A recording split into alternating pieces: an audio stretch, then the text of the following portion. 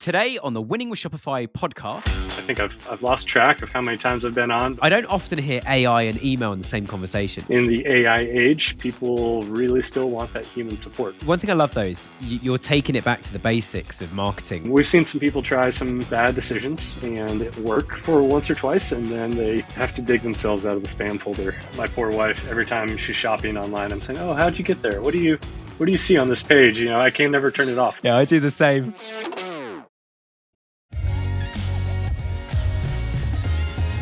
Hello, welcome to another episode of the Winning with Shopify podcast. Firstly, thanks for your emails. I do have a horrible cold and it's still got it, so you'll be able to hear I'm quite nasally today. Be drinking lots of water throughout this episode. But yeah, if you've not tuned in before, my name's Nick, Winning with Shopify podcast. We talk about winning with Shopify. We talk about a lot of e-commerce matters as well. A lot of the content we've got applies to all platforms, but Shopify was the name on it when I started hosting it. I don't want to change it because you don't want to change your brand.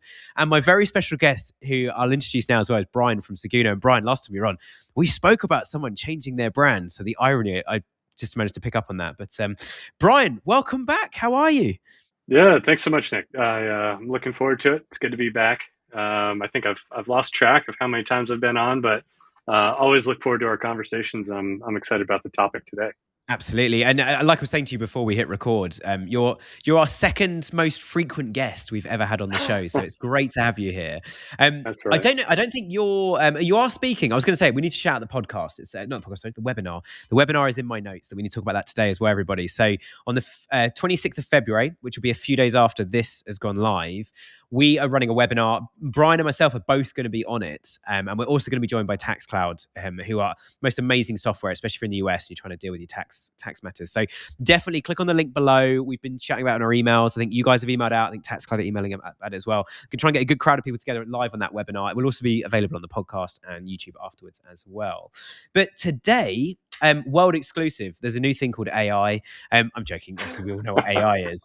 We're going to be talking about email and AI. But before that, I'm going to give Brian, which I never normally do this on the show, but I might start doing this every week. We'll see how this goes, see how Brian responds to this. I'm going to give Brian some quick fire questions. So if you've never seen Brian on the show or heard from Brian from Seguno before, we're going to get to know Brian really quickly and we're going to get to know Seguno, and then we're going to jump into our email and AI. So Brian, first question, nice and easy. What's your favorite chocolate bar?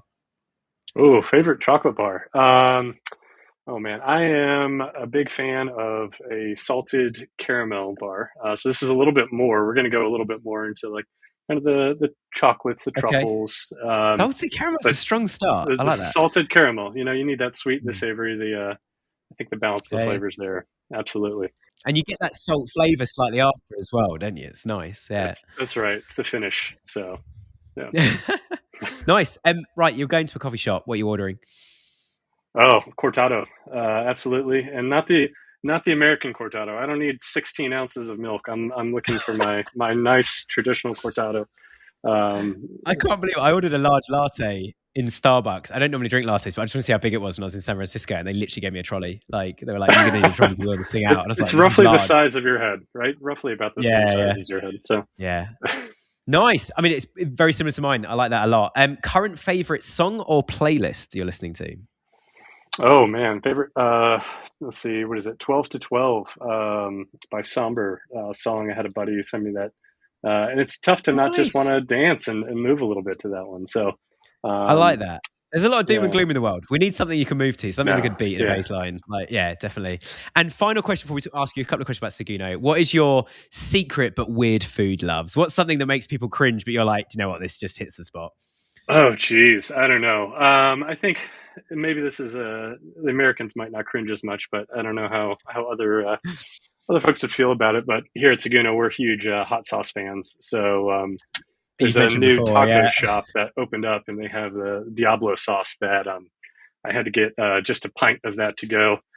So I've been putting that a little bit on everything, on my Philly cheesesteak sandwiches and my eggs and anything else that I can say, you know what, I can put hot sauce on this. So I think a lot of people look at that as overkill, but that's just the right amount of heat. Seguno branded hot sauce, and I honestly, I gave it to my father-in-law. He loves spice. I cannot handle it. I went to an agency dinner last week, and the spice was just too much for me. But let's find out about Seguno quickly. Bit of context as to who you guys are listening to on the show with me, obviously from Brian's side. What year was Seguno founded?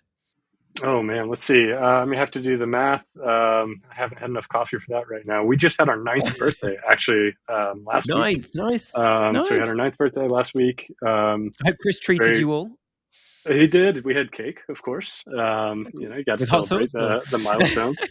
I don't know what's going to happen for the 10th birthday, but that'll be very exciting. So, Wow. we have kind of three main apps we are exclusively building for Shopify. So we have our primary app, which we'll talk mostly about today, is email marketing. And that's what was my background before I joined Seguno. And then we also have our bulk discount code app, which I think we'll be talking about next week if you make Yeah, it to the yeah. webinar. We spoke a And then lot about it last year as well, which it's an incredible bit of tech, and some of the data behind why you should do it that way is really impressive. So yeah. And sorry, the third app. No, and the third app is a Canva Connect or Shopify Connect for Canva. So connecting your Canva designs directly inside Shopify, quite a bit of content mobility there, and that's a really awesome app. We actually, I don't know if I'm supposed to tip my hat to this, but we just tipped over 50,000 users on that app. Nice. So an incredible utility for anyone who's using Shopify and Canva. It's an absolute no-brainer, and at the price of free 99, a great deal. So definitely check Yeah, that yeah. one out as well. And I'll be, I think your colleague sent it over to me to talk about on Tuesday Tea Break Talks as well. So if you want to hear more about that, I'll be sharing some of the info and a link as well to get involved in that, which would be amazing. Two quick questions then. So next one is, what's your starting price? If somebody wanted to use Seguno for email, where do you guys start? Yeah. We started at actually just $35 for 2,500 subscribers. So we have a nice low entry price, really designed to kind of help the merchant who's growing, who, you go from the one person trying to do everything to the one person who's getting their email program going up and running. So we need to really focus in on the growth and arming the rebels, as Shopify loves to do. And that's where we I start love out. your Star Wars references. Can't have Brian on the show without talking about the Rebel Alliance or something. Yeah. Oh man. Well, yeah, I'll see what else I can sneak in there for you. But we scale as you grow. But at $35, you're getting full support. You're getting all of the features. That includes our deliverability analyst. That includes the full human support team here. All the features and everything. Even some AI prototyping and stuff that we're working on now that you'll get access to at that point. So just a little teaser for later in the show. Amazing. Thank you. And I mean, you've kind of covered this a little bit, and you're obviously you're our only email sponsor and have been for like years now, and for good reason. Like, just 3 bullet points. Why are you guys the best when it comes to an email platform for Shopify? Oh man, let me just boil down 9 years of product and growth into 3 Take bullet one every points. 3 years. Go for an average. Yeah, I think what people appreciate about us is the ease of use in the product. We're built directly into Shopify. No learning curve, no complexity of did I hook this up right. So there's the product, the resources. We're committed to helping our customers.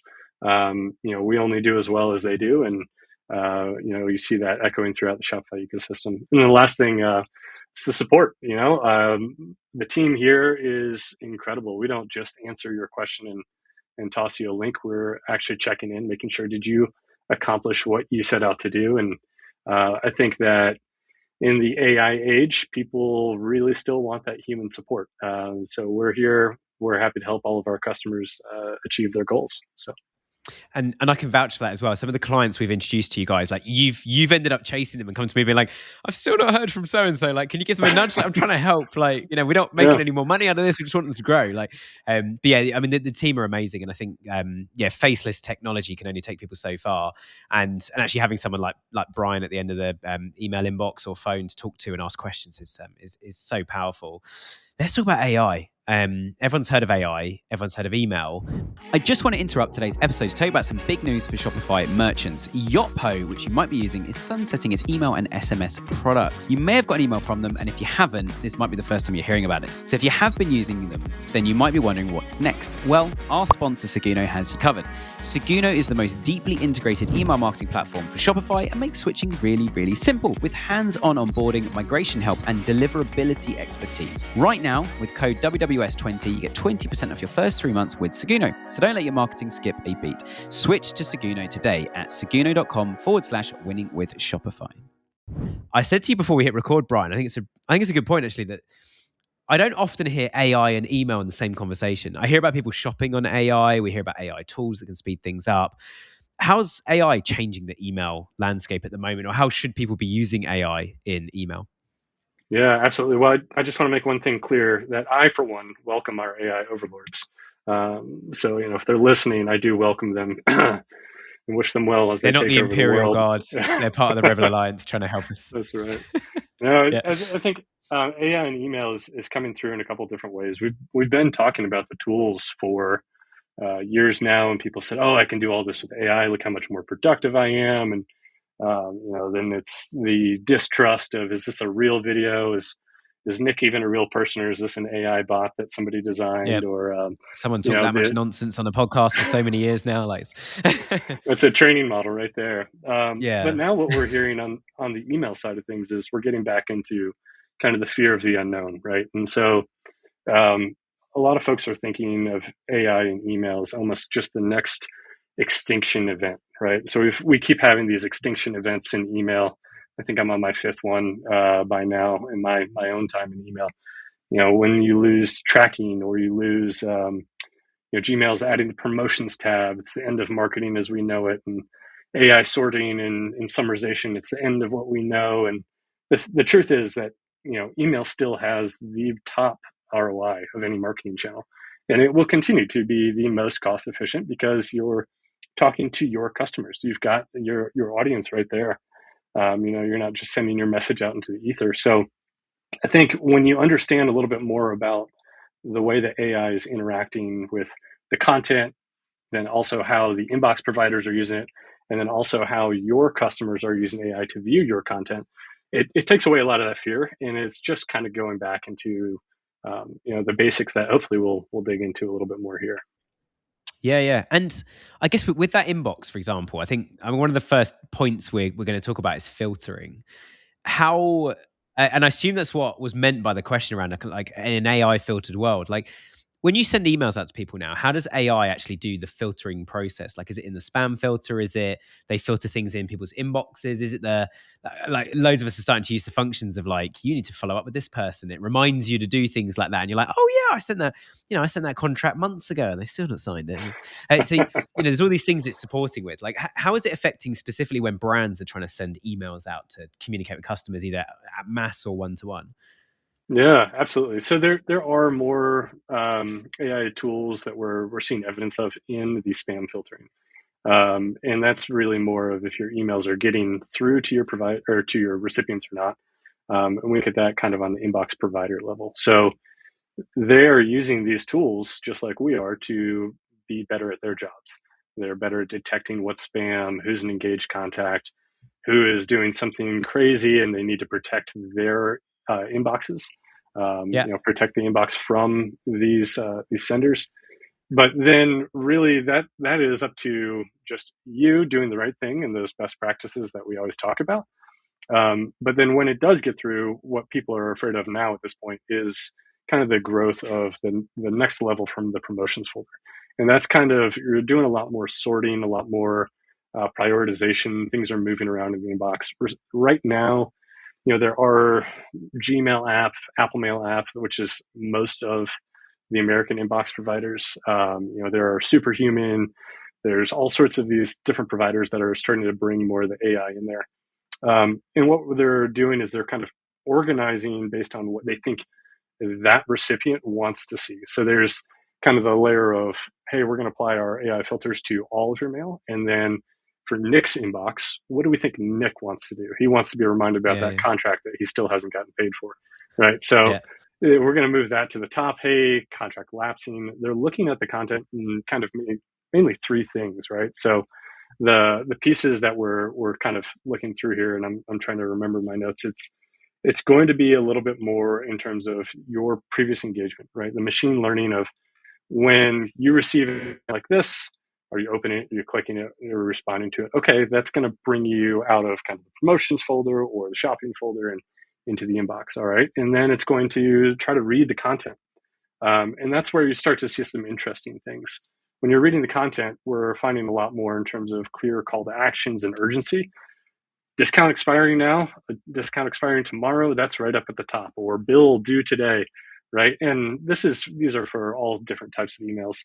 Those are going to get moved to the top because they need to catch your attention and know those are the urgent ones to deal with right now. And then finally, it's going to be more explicit feedback is going to play into that. So if you yourself move an email from promotions to primary, well, then they're going to learn that. They're going to move that up the filter or up into the the models and try to use that bit to learn for the next time. But those are kind of the three main factors that are going to tell you where your email is landing in the inbox if it's in the promotions tab, and then how you're going to get the call out there. Now the knee jerk reaction, and I know you were thinking about this, is, oh, I'm just going to put a lot of misleading content in my emails to say due today, but Yeah. try to trick the AI. Well, if there's one thing you don't want to try to get into that argument with, it's the AI will learn from you quickly. So we've seen some people try some bad decisions and it work for once or twice, and then they have to dig themselves out of the spam folder. And it's harder than ever to do that. We've had plenty of conversation in the past about how to rebuild your Yeah, we have. reputation. So, Mm. but yeah, that's the unknown. But it's really not that. When you think about those three factors, it really doesn't get that complicated. Well, one thing I love though is you're taking it back to the basics of marketing, which is like all the. And I've been saying this a lot about AI actually. The more AI is evolved, and the same with SEO that we work on Google, it's like AI and Google are there to try and get the right things to the user and stop the wrong things reaching the user. So if you're the wrong thing, I'm trying to remember the chap's name. He was, I think it was one of your customers we had on the show years ago who was selling lots of sport memorabilia, lots of signed like American football Yeah, helmets and stuff like this. Todd. Um, Yeah, yeah, Todd, that was it. And was it totally sports or something, or total sport? yeah. Total Sports And Todd was Enterprise. saying, yeah, he was saying like if people unsubscribe, great. I don't have to waste money, time, and energy contacting them and they're not interested. I know my market. And he was sending 2 emails out a day, one about last night's game, and then tonight he'll send one out just ahead of the game that's happening. Like, what do you think is going to happen with this player and these two teams and what's going to go on? And by the way, we've got a lot of their signed stuff if you want to go and check them out. You check it out on the website and buy it. But it's like people are really engaged with that. He engaged at the right times, twice a day, but the right frequency for his audience because sport. You guys have such a different calendar. I've been following basketball since I saw. I can't remember what they're called. The guys in San Francisco. They were yellow and purple basketball team. But those guys, they like since watching them, I've been following it a little bit. And you guys have sport almost every single night. It's like 1 or 2 games a night, so that it's on every day. Whereas in the UK, we have like loads on one day and then nothing for like 4 or like rugby here. You have one weekend of games, Saturday, Sunday, and then nothing. But again, like he's optimized that email journey for his audience, and I think that's the key here. Is if you do something like that and the engagement's really high, AI is going to promote you even further. It's going to work even better for you. But like I know you've said before, Brian, that if you're not the right content, the brand isn't sticking with people, the timing's not right, you've not segmented your audience and sent the right messages out, well then, you shouldn't really be in people's inboxes anyway. So as much as it's painful from a business point of view to see the revenue drop, which is it's kind of what you're saying, isn't it? When it comes to the actual content, it really is about AI's trying to promote the good stuff to people. And if you've not really worked that out, it's like your business isn't ready to scale. Like stop trying to push something that's not quite ready. Like you've got to understand that customer, and get the product right, and get the timing right on those marketing messages. Yeah, I mean that's the thing. Remember, the main feedback loop for AI is engagement. If you continue engaging with your, when's the last time you had a conversation with ChatGPT and it just kind of Just ended before like, this. well, that's all, goodbye. Yeah. They want to keep asking that question. So inbox providers are not trying to get their users out of the inbox. They want to see which content is most relevant for them, so they can use that data for other things. I'm sure it's all totally above board. They don't want to sell you more ads or anything like that. But it's the feedback loop that we're seeing is what you're giving, and then they're just going to carry that forward. So if you're sending content that is engaging to your contacts, then you're not going to get punished here. Where you get punished is when you fall in love with the list number more than the engaged contacts. So if you think, oh, I've got 100,000, I'm so proud of that. And then I take a look at it and say, well, actually, you've got 20,000 and 80,000 weighing you down, then that's a hard pill to swallow. But what that means is that you're more likely to get to the inbox when you focus on those 20,000. So we're seeing actually that play up a lot. And that was one of the things I'm talking about with how the inbox providers, Microsoft and Gmail specifically, are really focusing more on that with your sending reputation to determine if you're getting to the spam folder, if you're getting bounced, or if you're getting through to the the inbox for the AI to sort you there. Yeah. So those are big things. Absolutely. Nice. There's a flip side to this, though. We're talking about AI filtering the inbox. Obviously, as I mentioned at the start, AI is a fantastic tool for all sorts of things. Like you mentioned your Canva integration. Well, there's AI in Canva, and you can say, "Hey, do this for me." And I've been modifying all sorts of images. Like we've built a prototype for Growth Vault in September, and I put the screenshots. If anyone wants to go and look at it, shameless plug, www.podcast.com, and go and click on the Growth Vault 2026 in the top menu, and the screenshots of it. There is a platform that exists, but those screenshots I got ChatGPT to modify and put certain topics, the color scheme, and it even said like what sort of person I want on some of the thumbnails and things, just to show what it's going to look like. To give this is our vision of what we're trying to achieve, and ask ChatGPT to modify a screenshot of a system that's not ready yet to make it look ready and make it look finished. Yoast have just launched something that is absolutely game-changing. Their new AI brand insights tool is now in beta, and it's built to help you track your brand's visibility, sentiment, and credibility across AI platforms like ChatGPT. As search expands from Google to AI answers, this tool gives you a clear view of how your brand shows up, combining sentiment, visibility, and mentions. It's designed for marketers who want enterprise-level insight without the enterprise price, less than $400 per year. And here's the best bit. Yoast Black Friday sale is now on. So starting November 27th, you'll get a 30% discount off all annual plans, including the new Yoast SEO AI Plus. Head to yoast.com to learn more and grab your discount. What other tools should people be using in email than just beyond image generation and Canva? Like what other stuff can people use for timing, segmentation, content? Like, what are some of the things available? Yeah, absolutely. I think you called that one out really well, and I would encourage you to review that image and look for any extra fingers or any of those fun little telltale signs. I think my favorite one I saw recently was something about measurement, and it was two rulers side by side, and it's like our ruler and their ruler, and it's supposed to be superior, and then all of a sudden you look at it and you're like, why does it go 1, 1, 2, 3, 7, and AI can make those little mistakes. So people we are had very 6 suspicious. fingers on a basketball player on our website for probably the best part of like 8 or 9 months, and we knew it was there before anyone even noticed. Before anyone even said, like, one of your images, the guy's got a few extra fingers, and we joked initially saying, well, that's just how he was born, that's just how he was made. It was like, no, it's an AI image. It's like he also had a completely like totally flat skin complex, perfect lighting, or like no humans look like that. That's ridiculous. I think that's the big thing. No, there's still that it's almost like the counter movement right now, right? We saw a lot of the kind of the uncanny valley, the AI generated images. And now people are really trying to identify things that are authentic, right? How many times is that an AI image, or can I trust that video that was posted by someone? Is that a real video or not? AI for me is a wonderful brainstorming tool, and I think it's great for coming up with concepts.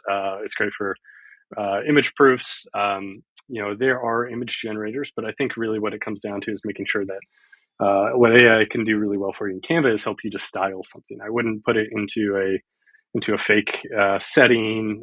You're going to start to get into those weird little things there. But then content generation too, right?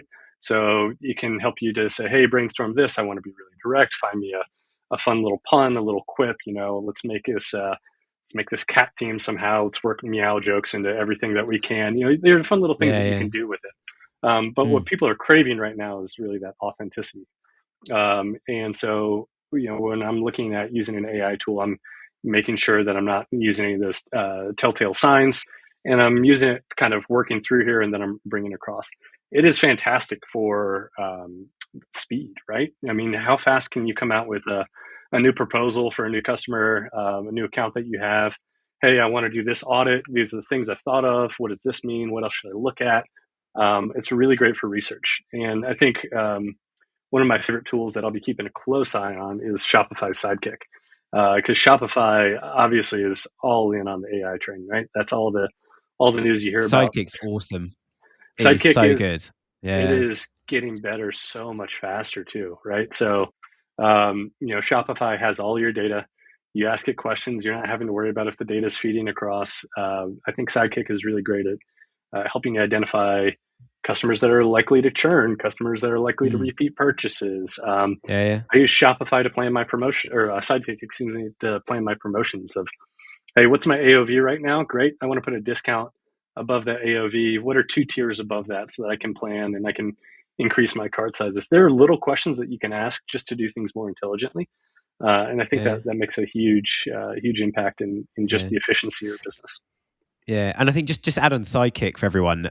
Some of the things that I've been using it for a lot, and a good example was 2 days ago. I was in Dublin with one of our clients. We're actually going to. I won't say who they are yet because I didn't ask if I could, but we're going to have them on the show in the next few weeks. They're sending me a couple of products I'm going to wear on the show because their stuff's amazing and beautiful. So I was with those guys, and every now and then someone would say like, "Oh yeah, we're going to invest loads of money like revamping this thing," and I'm like, "Why are you doing that?" And they were like, well, because it's important to the brand. It's going to look amazing. We're going to get videos and everything. And I was like, okay, Sidekick. How many visitors have we had on that page? Like, I used to use GA4 for everything, and I'm using Gemini and GA4 a little bit to ask questions as well and say, what's the answer to this? And it creates but Sidekick, it just creates custom dashboards for you like on the fly. So one of the things that came up is we said, all right, we've added Klarna, so you can like buy now, pay later. You can pay in installments, 0% interest. It's great. And we were sort of saying how many people had started using it, and Sidekick couldn't quite answer the question, but it got me so close when I was asking it, when somebody uses Klarna, what is their repeat purchase rate? What percentage of those guys buy at least a second order versus the ones that just pay in full? Because the ones that pay in full can afford the product, so they should be easier to convert long term, was my theory. And again, I haven't quite got the data yet. The meeting was only yesterday, but we're going to find out. But it said like it doesn't have access to a couple of the secure bits of information relating to individual customers, which was fair enough. But trying to find out some of that information really quickly.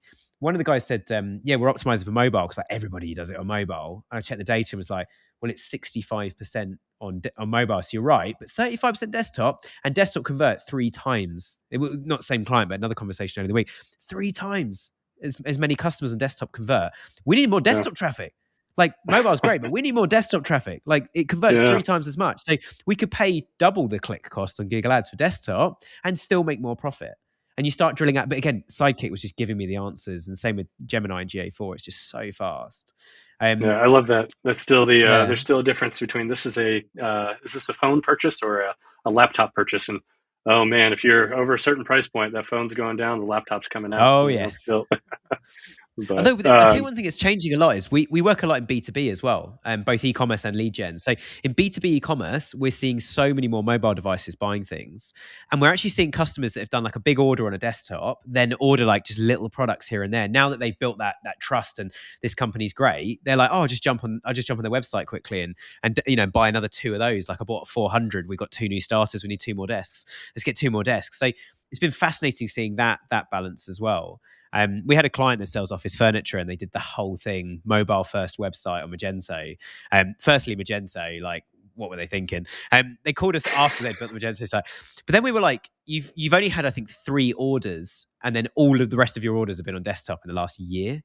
Why on earth did you go mobile first? You almost should have said, if you're on the mobile site, like, do you want to click this button and email yourself a link to this page and look at it on a desktop? You'll get a much better experience. You can see all the different factors you need to, et cetera, et cetera. So, I think it's interesting seeing that balance. I think that's a really good call out in that, we still read the big highlights, and we know and we've heard that, mobile shopping is bigger and bigger. But what Sidekick allows you to do is then ask that question for your store and to confirm that your data shows that same story. And I think there's still ways to go for Shopify to get all of the data buttoned up, but there are really interesting things that you're just seeing more and more capability. I think last week Shopify just enabled meta fields to be used as filters in their analytics. So you're going to start to see more apps put more of their data in there. Shopify reporting is going to get stronger. Sidekick's going to get stronger. It's just a really bright future for operators that are thoughtful about how they're building their brand, they're building their site, and they're approaching their customers and segmenting their customers. Yeah. And I think, bringing it back to email, the amount of questions you could ask Sidekick about like segmentations and things. And one thing I love about AI is you can ask it a closed question, which is like, what's my mobile versus desktop conversion rates and order values and all that sort of stuff. But you can also ask it an open question, can't you? And say, based on my current segmentation of customers, like you could ask Sidekick, based on my current segmentations, if I segmented them right, am I missing something is there any data in my customers? like in my customer data, that means I should email or advertise or optimize the site differently as a result. And it will start to give you some incredible insights, like the percentage of people that put a gift note with their order. And it's like, we're a gifting business and we didn't even know. We just thought we were selling products. But how's AI changing the way people actually engage with email as well? Like we've spoken about the emails arriving in inboxes. How's AI changing both the way customers engage with email and then therefore come and shop? Yeah, that's interesting. I think the email piece is the one that I have been most curious about personally. It's tough. My poor wife, every time she's shopping online, I'm saying, "Oh, how'd you get there? What do you see on this page?" I can never turn it off. Yeah, I do the same.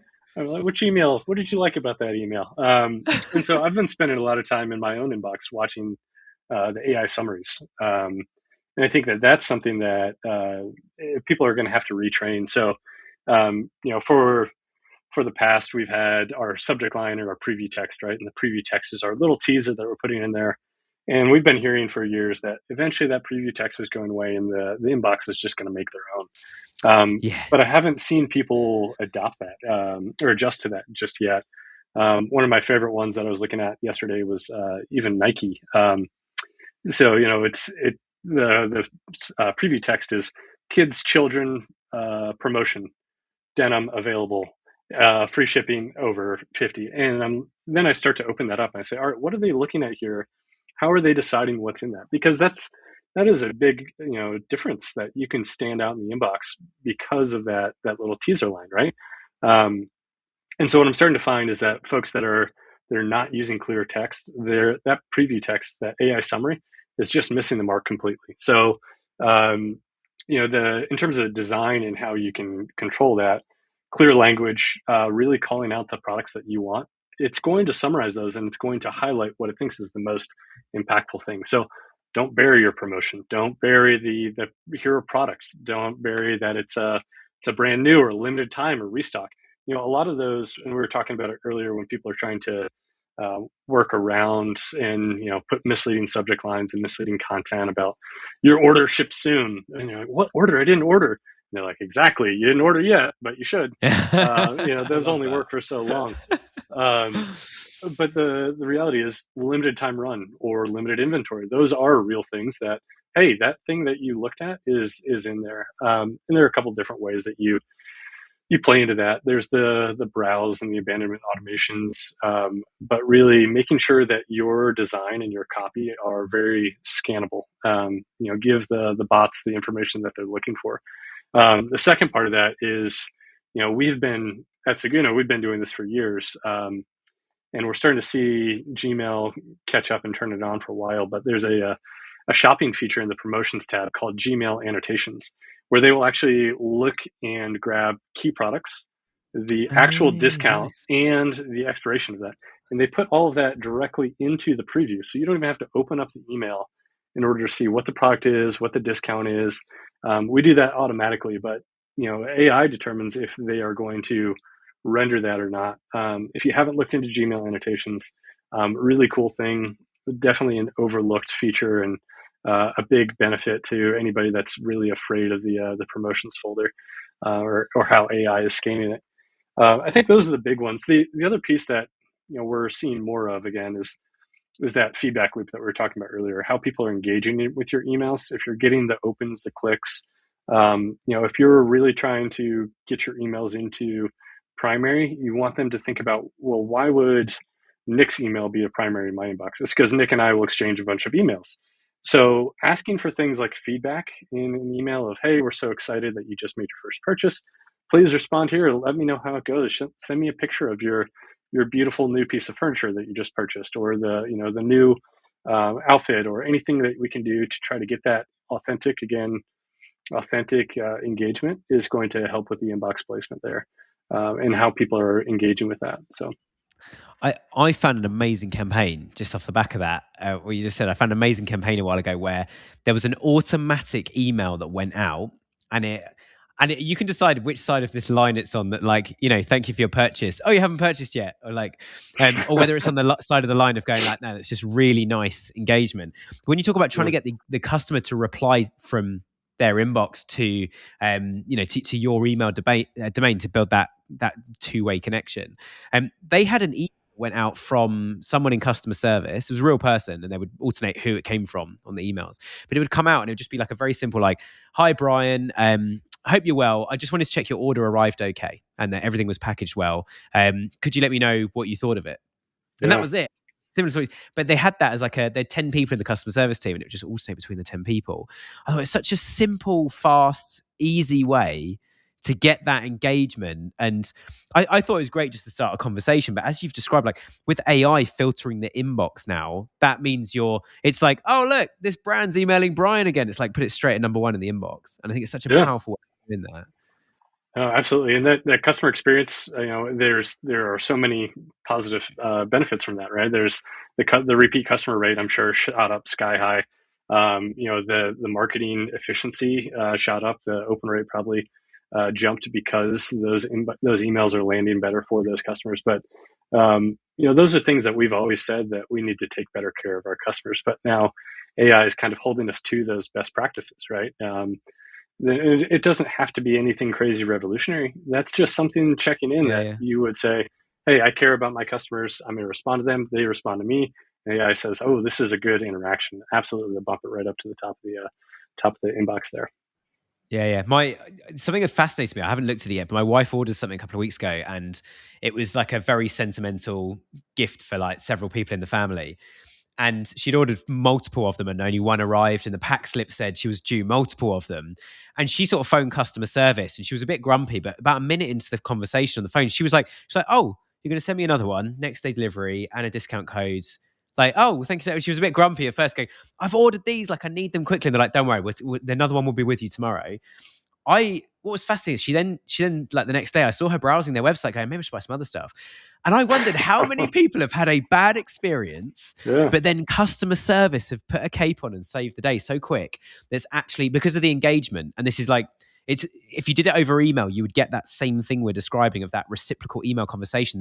And then the spam filters and AI filters go like, yay, another email from your favorite. Like you email them all the time. Like, like these guys that emailed you again. And it's actually a sales email going like, hey, buy some new products. But it's like the AI is almost getting excited going, you bought a product last time and here are the featured products that I pulled out into the preview. And like, it's really, really smart.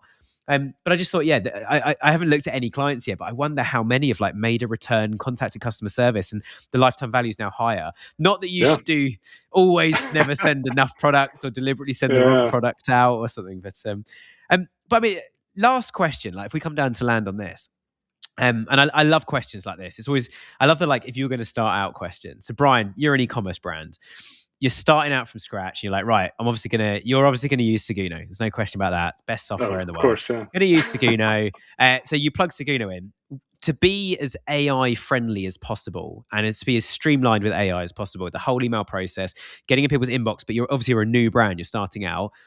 What are you thinking in terms of how you're going to approach it? What sort of stuff you're going to do? And certainly people listening who are like, I might change email providers, or I've just started recently, or we've been going for years, but we want to hit the reset button on email. Like, what would you do first? Where would you start? What are you thinking about?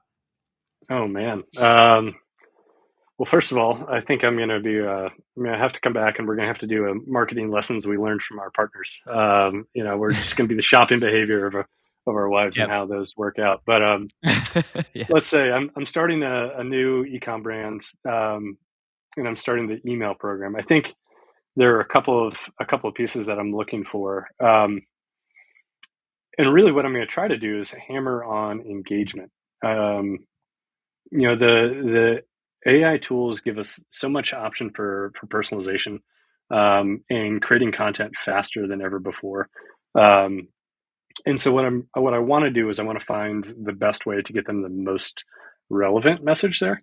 And this isn't a brand new, here's a whole new thing behind it. It really just goes again back down to that best practice, right? So it's not every customer is in a monolithic, box. They all are the exact same. No, I get one email, you get one email. We have different tastes and preferences. So asking your customers that. So I'm going to try to get more of their preference from that sign up point, even when they come in. And then I'm going to start to pull in all that different data that Shopify is looking for. So lately I've been having fun with Sidekick of saying, find me all the customers who view this product or purchase this product or have this tag. And I'm building these more dynamic groups so I get a better view of the customer. I think that's the big thing in terms of how I'm going to start to bring my customers in is I need to do more with identifying what's most relevant to them. And it doesn't have to be anything crazy. Shopify is collecting that data for you. Just think about how you're splitting those out. From there, I'm going to try to make sure that I'm getting the first engagement, right? We talked about if you're getting that reply, you're getting that response. I'm going to really make sure that the most relevant messages are set up. That is going to be the welcome series that, this is why you want to, this is about my brand, that you can trust me. I'm going to have my user generated content, my authentic content in there. I'm going to be asking people questions and feedback. But I think from there, we can get into quite a bit more, right? So, it's about matching what I can do when I'm not working in the shop and picking and packing boxes, with my brand new, brand, with what my strategy can maintain. But getting yourself on that solid footing, I think, is really just, again, collecting better data on who my customers are so I can get them a more relevant message, and then leaning into those most relevant messages for them, whether that's the automation series, or if when I'm getting to my newsletters, I'm breaking them out to give them the more relevant products. So yeah. I guess if I had to summarize what you've said, I guess in one single action, if like email's completely alien to someone, because I agree with you on like automation flows and stuff, but then I guess there's a level of like, you've got to be educated enough to know how to set up a flow and what flows you're looking for and that kind of thing. I'd almost say like the first 100 or even 1,000 orders that come in, do some of the things you've said, but almost just do them manually. Just like literally send them an email and be like, hey, you are my first customer. Congratulations. And say that up until the 100th. Hey, you're our 83rd customer. We have just launched. Please, could you send me as much feedback as possible on your product that you bought? I would love to know everything, what you use it for, what's bad about it. Please let me know. And almost try and keep that in the DNA of the business as much as it then starts to grow, is that whole thing. So, I met a founder a while ago. It was for a tech company, but I said to him, like, what's the biggest challenge you've got at the moment? And he said, you know what? I'm happy to put the hours in and I'm happy to like graft my way through this kind of first growth stage. But he said, I don't know what to focus the graft on. Like, do I make the product incredible and people just find it? Do I focus on sales and marketing even though the product's not very good? Like, and it was this whole kind of balance. And I sort of said to him, I was like, get the product to a point where it just works and then convince someone somewhere to use it. And you could either go for a numbers game or you could just do, just get that one customer who believes in it and say like, you can have it for free if I can get a case study, like, which in the e-commerce world is have some free products if I can get some reviews and some feedback. And I want every 3 months when you let me know how it was going, like for the first year. And as long as I can use your name as content, like, Jill bought this product and she said this, and this about it. And therefore we've modified it to do this. It's like, now there's something for people to actually engage with that same product launch. So, but I love what you say, like just getting those things set up initially and trying to get that reciprocal engagement before anything else, I think makes a lot of sense. Well, look, Brian, thank you so much for joining. Appreciate. Yeah, we're going to do those quick fire questions every week now. So future guests, you've been warned.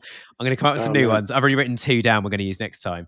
But Brian, thank you so much. If people are listening to this and going, all right, Seguno sounds amazing, there'll obviously be a link down below in the description. But how else can people reach out with you guys, engage with you guys? Obviously, there's a webinar next week, but how can people reach out and kind of have a conversation with yourself? Yeah, absolutely. We'd love everyone to start a trial. No commitment there. Built directly into Shopify, so you can go to Seguno.com and you can learn more about us there, or you can find us in the Shopify App Store. Just search for Seguno, Seguno, Seguno Email Marketing. And if you have any questions, you put a question through the team. It's going to land at now my inbox or one of the team members here. We really love working with all of our merchants and learning more about them. And then I hope to see you guys at the webinar next week. Sounds like it should be a lot of fun for us.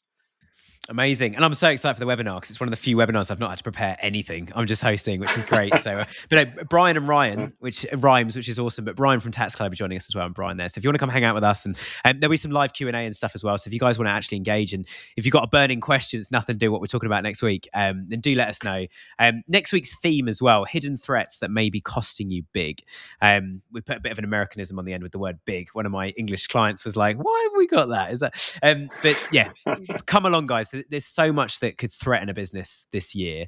We're going to be uncovering some of the bits certainly in the tax space and also in the email space as well. But thank you so much, Brian, for joining us today. It's been amazing. Thanks for everybody else tuning in from home. We wouldn't be doing this without you guys. It'd be a completely pointless exercise, and I certainly wouldn't put this much energy and time in. I hope you can join us again next week. I will be back again on Tuesday with Tuesday Tea Break Talks, and we've got some incredible guests lined up. There's a few face-to-face studios we've hired as well around town in London. So we're going to be doing some really cool content over the next few months. And we're going to be at a conference in May, which I'll talk about more as we get closer to that as well. So come meet me if you're in the US. But thanks for tuning in. Back again on Tuesday. This episode of Winning with Shopify is brought to you by TaxCloud. It's the busiest time of year for e-commerce. Your store's buzzing, orders flying in, and growth is at an all-time high. But with all that momentum can come new sales tax exposure that you might not even see coming. That's why now is the perfect time to take a closer look at how you're handling sales tax and make sure your business is set up for the growth that you've earned. TaxCloud is our trusted partner for sales tax compliance, built for growing Shopify brands. They handle regulations, filings, and ongoing compliance, working directly with the states on your behalf across the US. So you can stay focused on running your store. They got a 5-star rating in the Shopify App Store, and listeners of Winning with Shopify get free migration onboarding when you make the switch. To apply for that and learn more, you can go to taxcloud.com/winning. That's taxcloud.com/winning.